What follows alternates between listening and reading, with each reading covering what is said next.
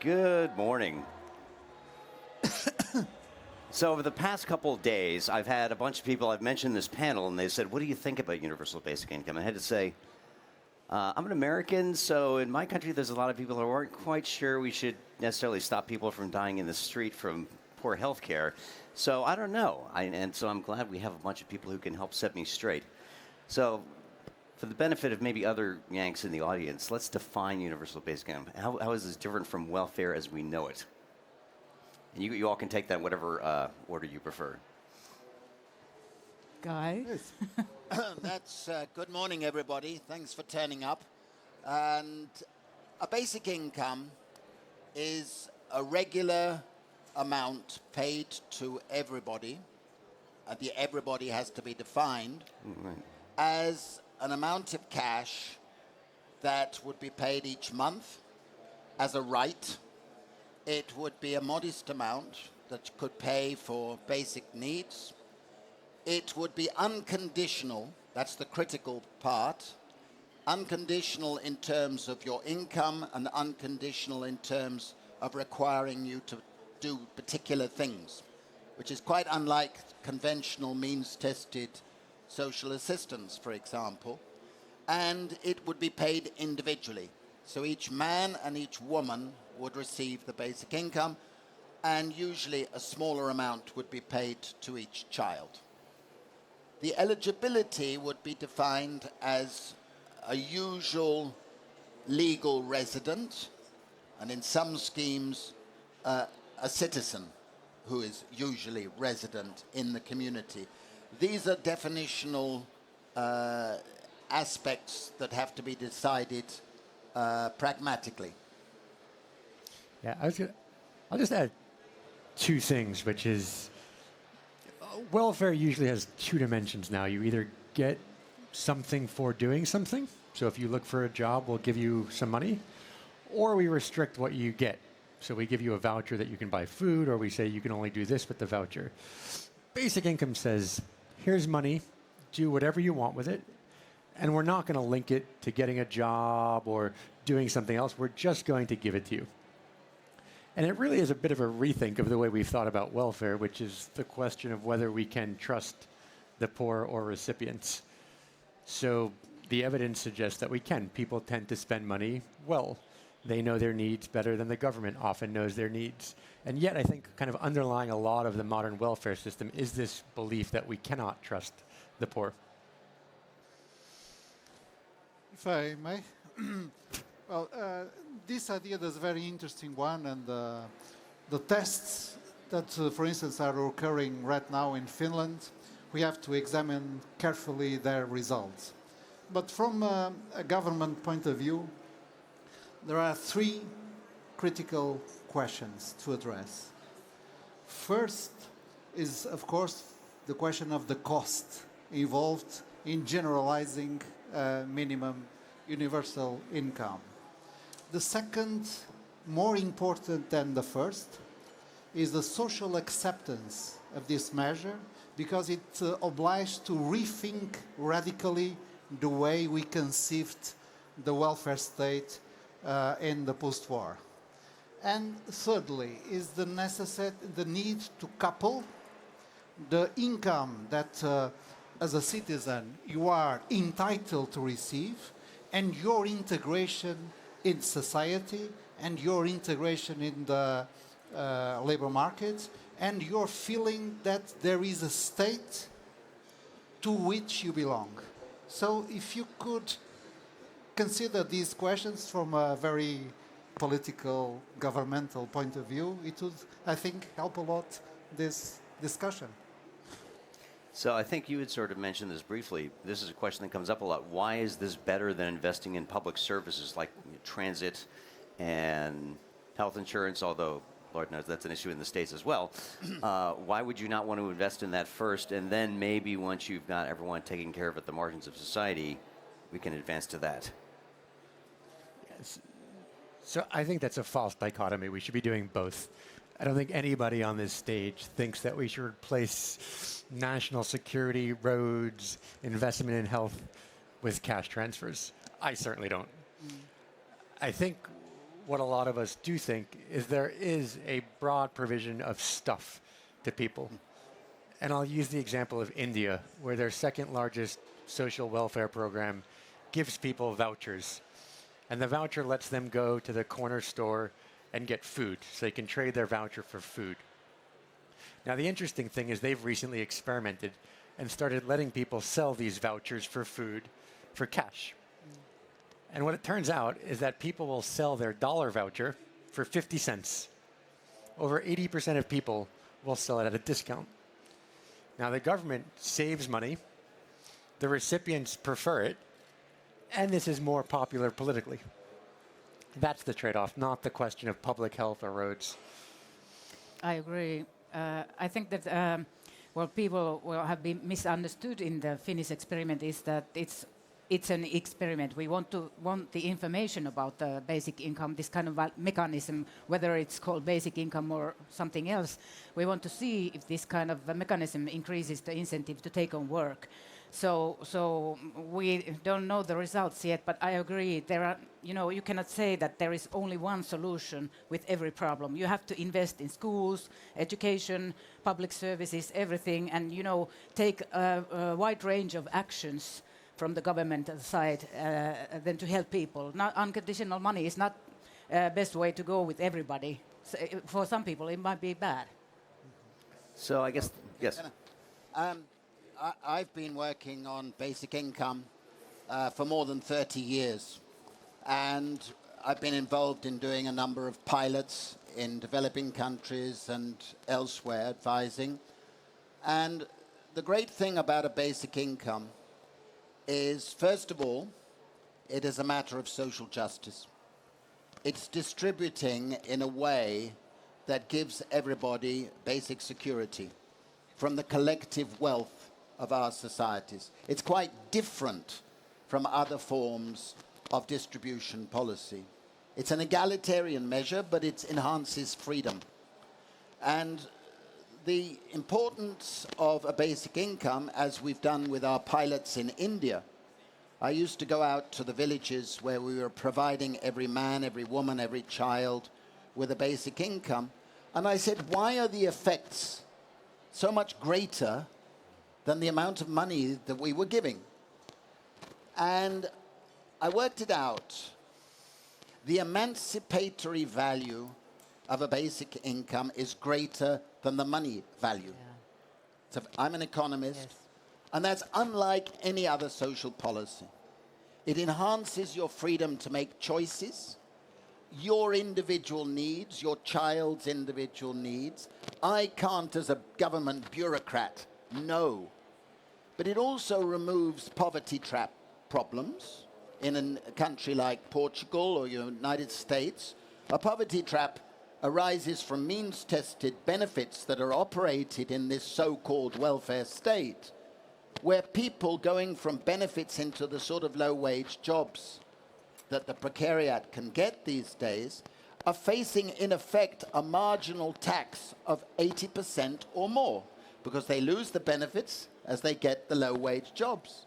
So there is no incentive to take those low-wage jobs. Yeah. In the developing countries, you have to face the reality that any voucher scheme, any means-tested scheme, any behavior scheme only reaches about 30% of the people it's intended to reach, because bureaucrats take the money, corruption, inefficiency, all of the bureaucracy that it never reaches.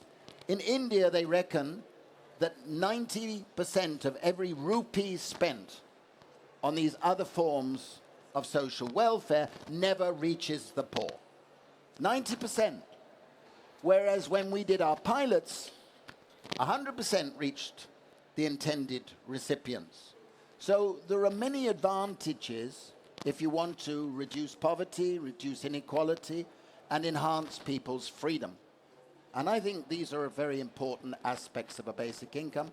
And I've summarized them in a book summarizing 30 years of research. Yes. I agree with Guy. I think that there is one great thing that we have been seeing in this Finnish experiment, and that is that this a certain amount of money that you can be sure of comes every month at the same time, and you can, free your mind to, have the energy to look for a job. That's a great thing because in our unemployment benefit scheme there is lots of incentive traps. It's not worthwhile for you to take on a job because you might end up with less money when you take on a part-time job than when you would be on fully unemployment benefits. So that's a problem. But the bureaucracy, that's the other side, and that's as a bureaucrat myself, I think that we have to tackle that problem. But in terms of my second question, the social acceptance, the social support to such a big change, the problem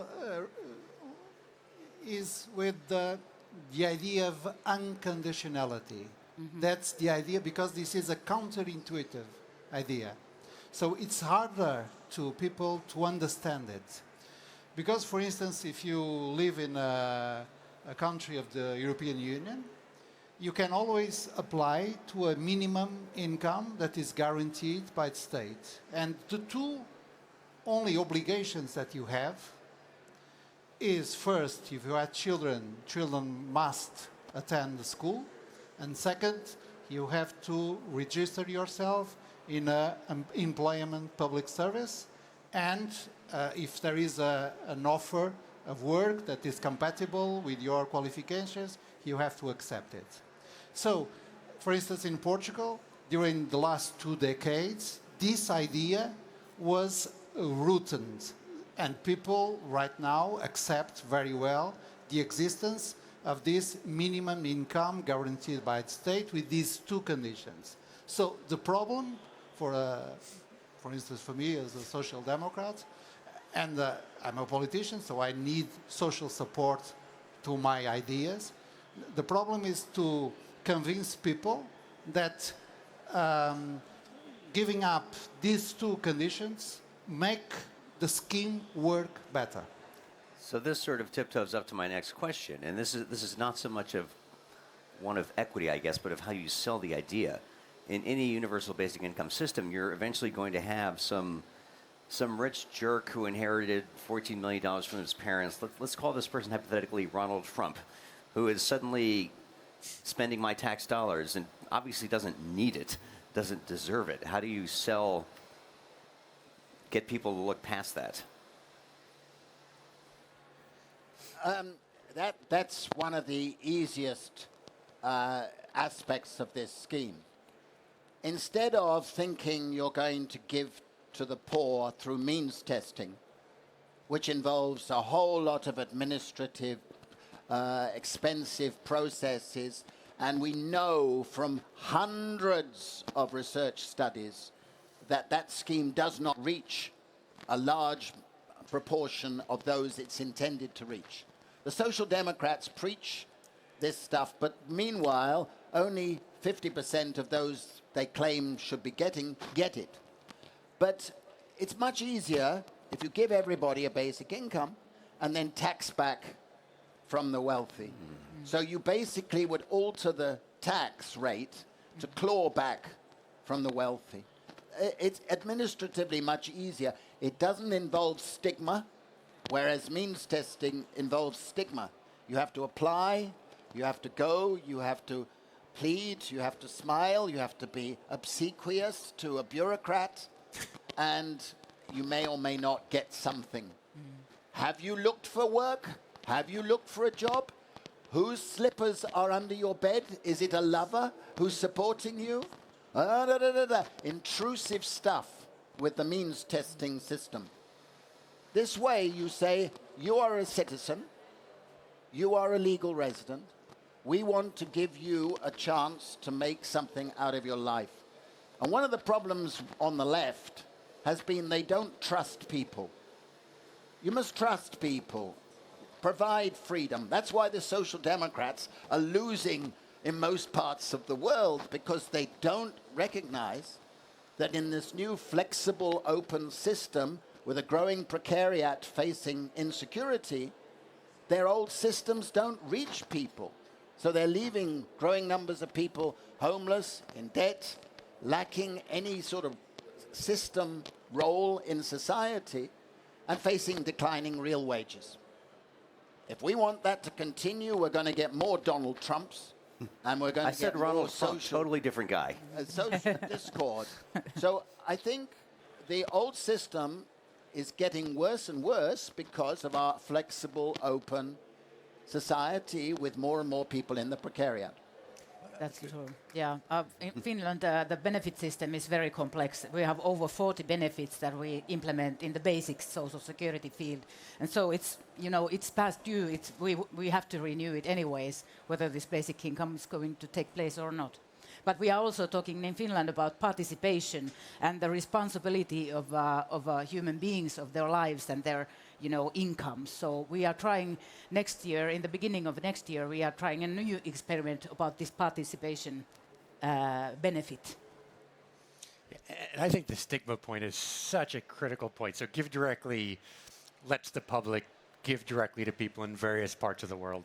So just 2 stories on stigma recently. I was just in Kenya, where we're doing a basic income over 12 years for people. And I went to some of the poorest households in the village and said, how do you feel that your neighbor, who has a nicer house, more money, is getting the exact same amount of money as you? Like, surely you must be upset about that. And they said, no.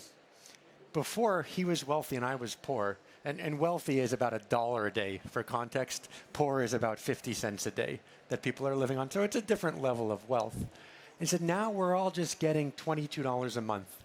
And I can talk to him or her like a peer. And it's completely level set the village. The second story, we just did some work in Houston after the hurricane and needed to pick who we were going to serve. So we went into a community and thought this is going to be great. In the US, we have income data. We know who's on welfare. We know who's on food stamps. We'll just give it to the poorest people on food stamps. And the community rejected it. And they said, this is so stigmatized. We don't want people on food stamps getting more. Even the people on food stamps didn't want the money. I said, what do you want? They said, why don't you just run a lottery? We'll just pick a ball out of a hat and give to that person. And as you raise more money, we'll give to more people. So people really do feel the stigma of social programs. And the idea that we're just going to give an equal amount to everyone, I think is quite powerful. Of course, I disagree. Because what you call stigma, I call it citizenship and social integration. Yes. And the very force of social security and education and public services in health, as they were structured in Europe in the post-war, is the idea of integrating people, of citizens, of participants, in a wider community that we call the welfare state. And the idea that it is only sufficient to give some money because all the people are potentially entrepreneurs. All the people are struggling for themselves. I think this is a right-wing view that can undermine the fundament of the consensus between Christian Democrats and Social Democrats that built Europe as we know it. Of course, I recognize that this is a very valuable idea that deserves to be tested, to be experimented, and to see the results. But this is not the revolution. This is not the new idea that buries all the evolution that we have seen progressively and gradually implemented in Europe. You can use always also microcredit programs to help people to develop their competences in creating their own jobs, and the Bangladesh experiment is worthwhile to be seen and to be assessed. But you know, if I present as an alternative to the social structure that it exists right now, if I present as an alternative the idea that now we are launching this new idea of giving money to people with no conditions at all, I fear very much that the decline of social democrats will be accompanied by the decline of liberals, by the decline of the Christian Democrats, and by the rise of the extreme wing parties in the next elections. So we have to consider also not only the theoretical power of our ideas, but also the political and social conditions to launch it. I That's agree, my point. and I don't think we're probably that far apart. And I think the media presents it as the robots are coming and universal That's basic my next income is question. crazy and there's Don't a get ahead of me. revolution. If you just call this Social Security with a younger age cutoff, it sounds a whole lot less revolutionary. Social Security is an unconditional cash transfer. So, yeah, the context for this, and this is where I guess people look a little suspiciously when it's people like Elon Musk saying we should have this. You know, there's a lot of automation. People focus a lot on, oh, it's workers in other countries taking our jobs. No, it's the machines taking our jobs everywhere.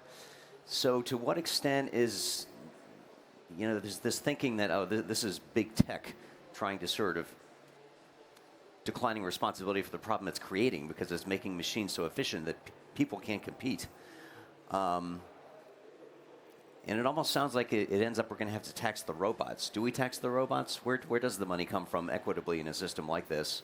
And how does this let us deal with automation making certain jobs, I guess, unviable for human labor? I think you've got several questions rolled up in one there. I think I've been arguing long before the tech people have suddenly come on board. I welcome them coming on board because it's broadening the number of people supporting it. My own view for a basic income is that our income distribution system of the 20th century has broken down. All over the OECD countries, real wages have been declining for the last 30 years. 30 years. Our income inequality has been growing dramatically, and the old welfare system has failed. It's no longer appropriate. It was very progressive in the middle decades of the 20th century. I profoundly disagree with linking income security, basic income security, with labor. Okay? It means that a lot of people who are doing a lot of work, they won't get entitled to income support. Women who do care work, voluntary work, that's not linked to getting income security. They're doing work. It should be called work. Our statistics are unfit for purpose. And in this more flexible, open economy, more people are doing more forms of work that are not counted as labor. But I do believe that the robots and automation are very disruptive. And what they're doing is accentuating the economic insecurity of millions and millions of people. And the psychologists have taught us that people who have more insecurity, their mental bandwidth shrinks, their IQ shrinks, and their ability to take strategic long-term decisions shrinks, and their sense of citizenship and altruism shrink. And if you give people basic security, the opposite happens. You should study the pilots that have been done in industrialized countries. I just want to mention one. It was done in North Carolina. It was done by chance when a longitudinal study was undertaken over 20 years of child development, when a basic income was distributed to one large community.